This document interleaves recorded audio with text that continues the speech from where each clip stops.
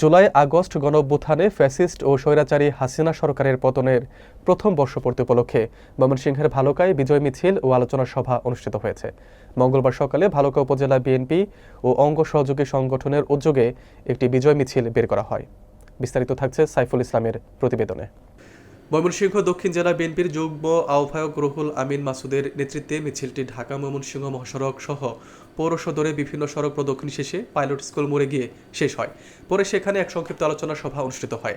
আলোচনা সভায় উপস্থিত ছিলেন উপজেলা বিএনপির যুগ্ম আহ্বায়ক গুলজার হোসেন, ওসমান গনি মাখন, খালেক পাঠান, পৌর বিএনপির যুগ্ম আহ্বায়ক আহসানুল্লাহ খান রুবেল, উপজেলা বিএনপির সদস্য আব্দুল কাইয়ুম সরকারিপন, আব্দুর রহিম, আমিনুল ইসলাম খান বাসান, অ্যাডভোকেট অন্তর, আবু সাইদ তালুকদার, যুব দলের তাজমুল হক মণ্ডল, মতিউর রহমান মিল্টন, মাজাহারুল ইসলাম বুলবুল, ছাত্র দলের রিয়াদ পাঠান ও মিয়াদ খান সহ স্থানীয় নেতৃবৃন্দ।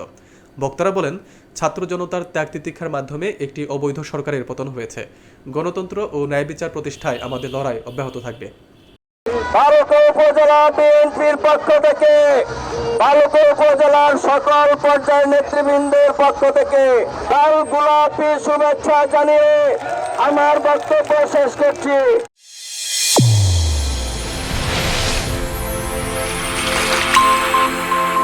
চ্যানেল A1 হৃদয়ের